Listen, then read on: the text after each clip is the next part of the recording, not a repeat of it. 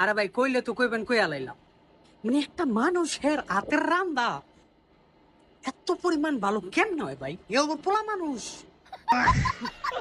ওরে আল্লাহ, আমি ভাই একদিন আমারে মালিক রে কই, ও আল্লাহ কফিল তুই আমার একদিন কাল লিগা ছুটি দে খালি, আমি যাই বাংলাদেশে আমার মা বাপরে খাওয়াই আহি। দেখেন দেশে গেলে বাবুচির ভাত মাইরা আলাম, আমি এটা শিওর, এটা কনফার্ম।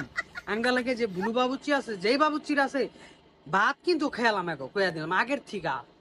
সৌদি আরব যেমন দালালের ভাত খেয়ালাইছি, এরকম বাংলাদেশে গেলে কিন্তু বাংলাদেশের বাবুচ্চি, আঙ্গ এলাকার বাবুচ্চি কিন্তু ভাত মাত খেয়ালাম আমি।